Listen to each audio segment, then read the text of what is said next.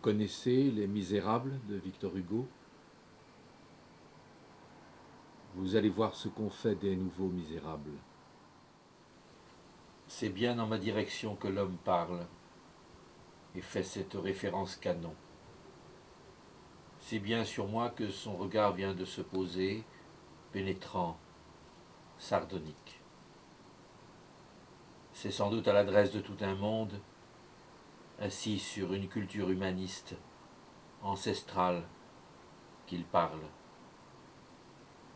Les mots se pressent, ordonnés, mais étrangers à la bouche de ce beau garçon de 35 ans, avec son fort accent moyen-oriental, dont la prononciation des R de langue anglaise. Il fait chaud en ce début d'après-midi de mai 2010. Une chaleur ronde et humide enveloppe corps et décor d'un voile collant.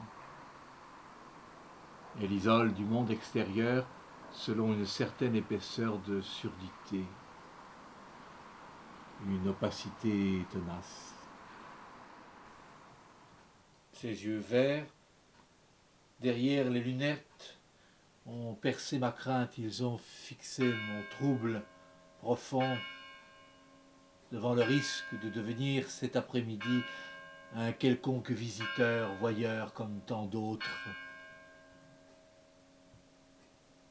Le regard me confronte rigoureusement à l'objet de ma venue, sa finalité, le corps même de ma présence. J'ose à peine pénétrer le lieu, craignant de réaliser le dérisoire d'un passage, aussi solidaire soit-il parmi le douloureux, l'indicible, l'intime étrangeté.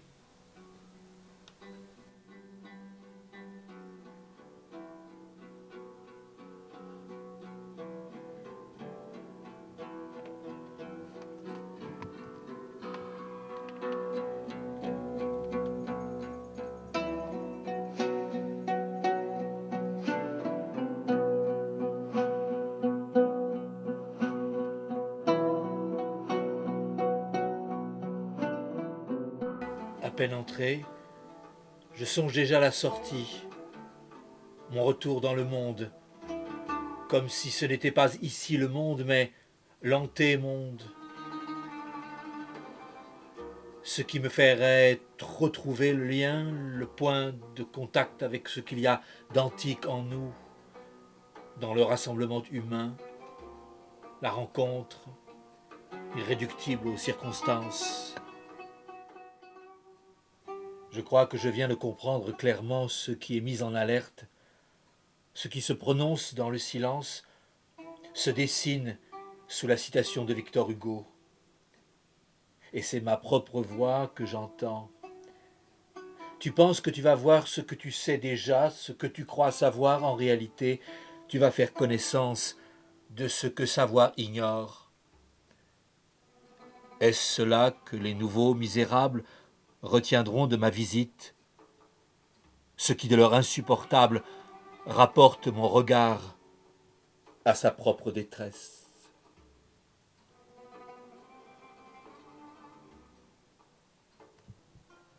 On croit savoir, on possède des informations, on s'en imprègne pour mieux les faire siennes, pour les refouler à souhait.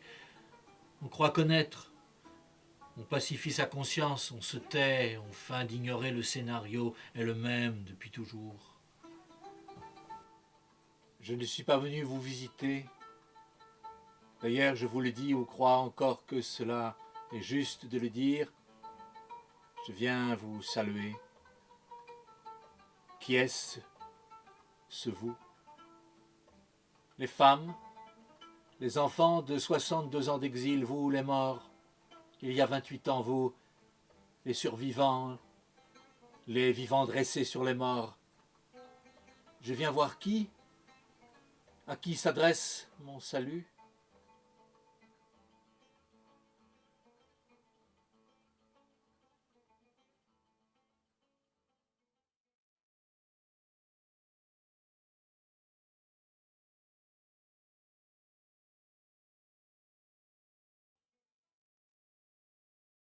Je n'ai sur moi que ce petit recueil de quelques textes poèmes et dessins tracés, criés 24 heures durant, à mesure que les informations étaient égrenées par les radios sur les massacres il y a 28 ans, c'était en 1982.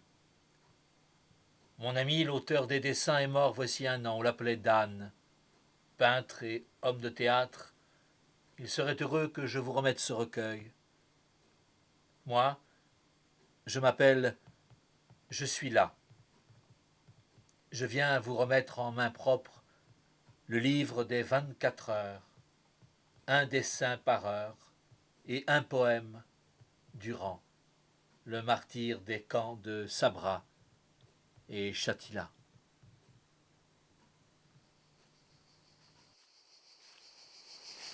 Le jeune cadre palestinien n'a pas entendu.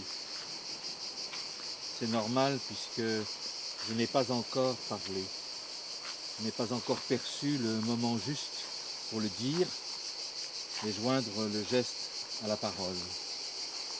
Un léger sourire aux lèvres voudrait trahir mon émotion, dire la difficulté que j'éprouve à conjuguer ma présence dans l'histoire des effacés.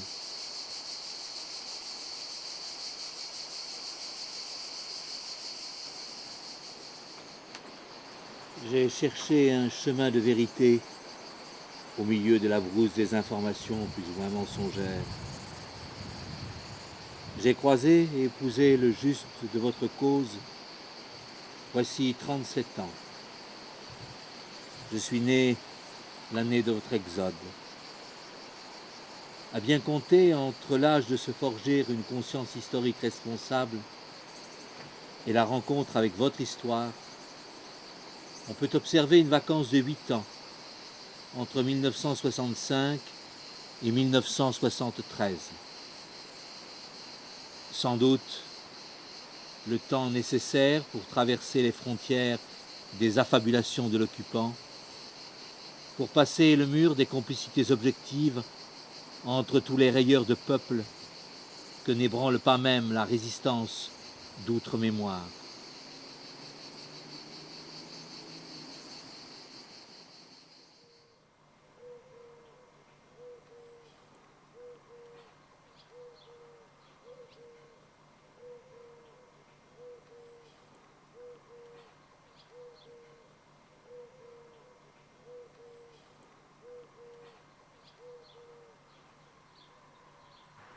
Un camp de rétention, un camp de concentration, un camp de réfugiés désigne une enceinte qui délimite un espace à l'intérieur duquel des êtres ont été placés d'office par une autorité.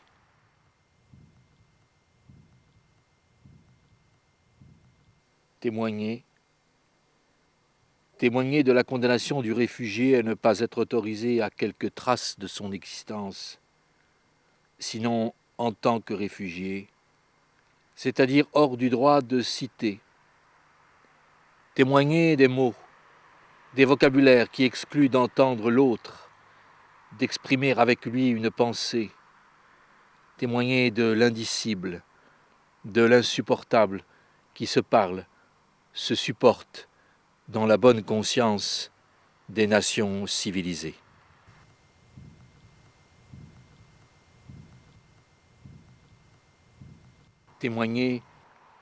Témoigner pour permettre que ce qui a trait à une vérité humaine, essentielle, puisse être entendu. Vous avez vu, monsieur. Vous avez compris, monsieur. Vous avez retenu, monsieur. Que ferez-vous de tout cela ?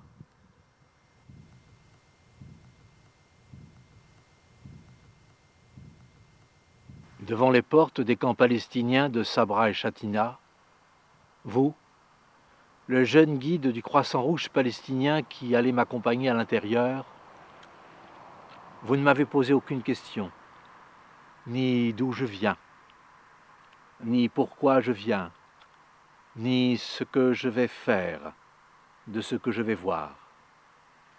Vous m'avez simplement parlé de Victor Hugo, de ce que l'humanité à laquelle j'appartiens a oublié, ce qu'elle ne retient plus pour elle, tandis qu'elle le promeut comme valeur universelle de sa culture. Ne comprend-elle plus? Ne croit-elle plus en ses valeurs?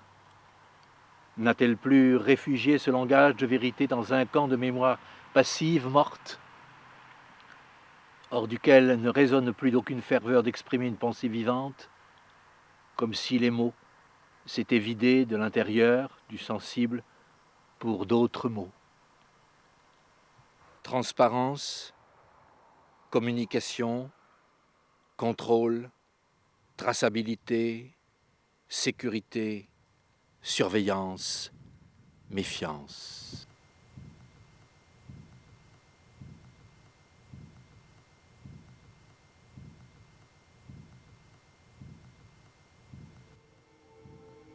Je connais l'histoire de votre peuple, son exode, ses refuges, sa diaspora, ses résistances, ses martyrs, son bannissement, tel un bégaiement de l'histoire humaine, en ses impasses, hier, aujourd'hui, demain.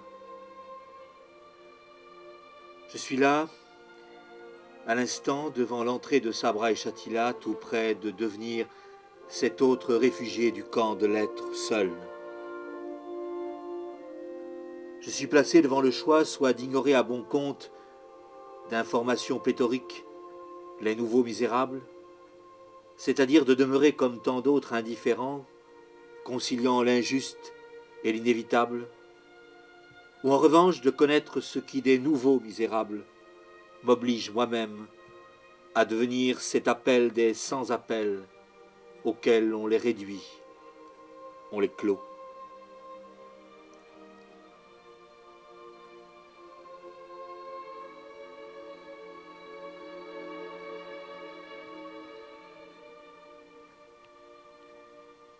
Devant Sabra et Shatila, voici 28 ans, Jean Genet se trouvait un des premiers témoins occidentaux à rentrer dans les camps.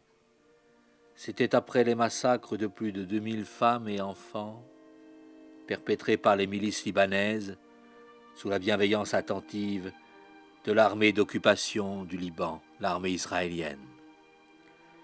Le poète interrogeait alors les mots sur l'indicible de ce qu'il voyait. Il prenait le parti de la description rigoureuse de l'horreur, sans oublier qu'écrire l'intolérable ne lui éviterait pas d'être victime d'indifférence, d'incompréhension, de non-écoute, d'oubli, d'accusation même d'être partisan. Il évoquait le mur de suspicion, d'isolement, que dressent toujours ceux qui savent les faits, en ont pleinement conscience, mais refusent depuis 1948 de reconnaître ce qui, à travers les exilés, les occupés, les emprisonnés, les martyrisés palestiniens, et le droit international consenti de les effacer lentement et impunément, autorise de mépris du vivant, de négation du droit, d'aliénation de la liberté, de la justice, en chacun de nous, sur cette terre.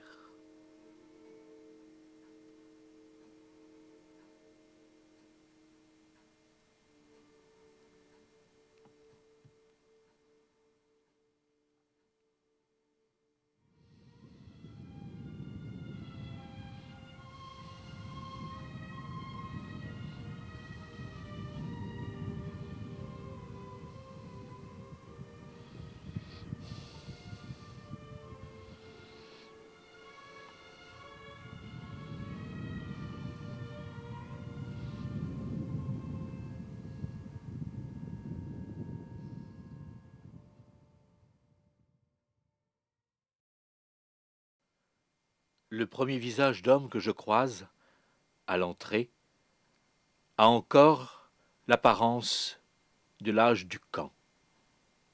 Ce qui signifie que la plupart de celles et ceux que je vais rencontrer plus jeunes que ce sexagénaire sont quant à eux nés dans le camp. Qu'est-ce qu'être palestinien dans un camp de réfugiés à 20 ans aujourd'hui, sans avoir jamais vu ni la terre de Palestine, ni un olivier, ni une vigne, ni une maison de village, ou une veillée autour du feu le soir, ou encore senti une odeur de jasmin, entendu parmi les cigales le frôlement d'une petite robe de jeune fille entre les herbes, ou encore goûter la fraîcheur d'un puits au milieu du jardin. Toujours, il reste une clé de maison rasée entre les mains du grand-père, un morceau d'étoffe accroché à l'olivier déraciné entre les mains de la mère. Palestine, Palestine est une idée portée dans la mémoire du futur de chacune, de chacun, au-delà de toute image qui voudrait les représenter.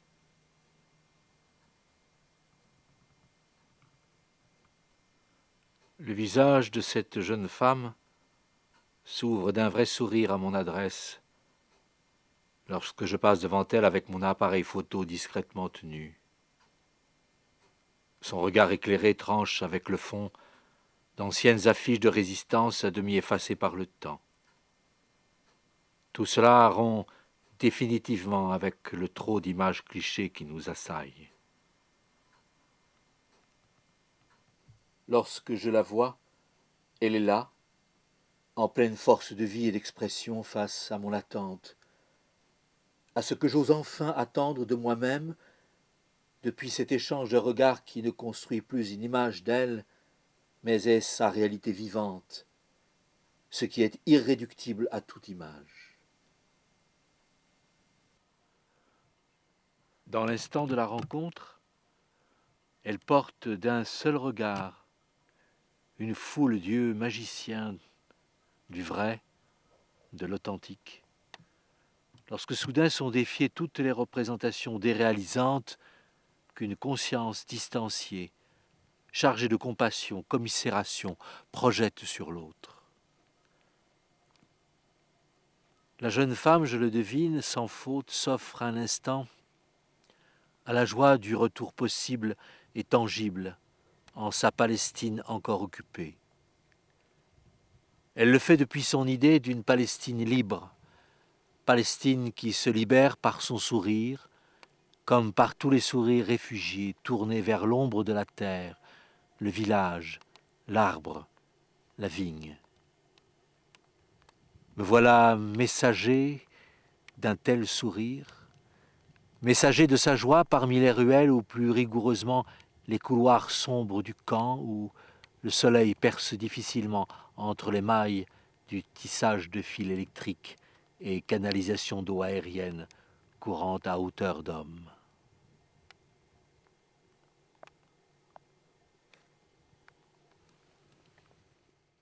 Je ne suis pas un touriste. Le guide palestinien qui précède mes pas le dit à la jeune femme. Elle me regarde, et je sens au mouvement de ses mains vers moi qu'elle me lie dans le message de ma terre, de ma mémoire, différente, mais commune avec les siennes, en résonance de devenir libre, à l'instant même qui nous réunit dans ce partage de dignité et d'intégrité de chacun. Elle rappelle ses enfants qui s'agglutinent autour de moi, voudrait que je les prenne en photo. Elle les place, les dispose, compose l'image, l'investit de toute sa charge d'actrice d'une tragédie de femme palestinienne réfugiée depuis. Elle m'enjoint de prendre l'image. C'est une image de Pietà, debout,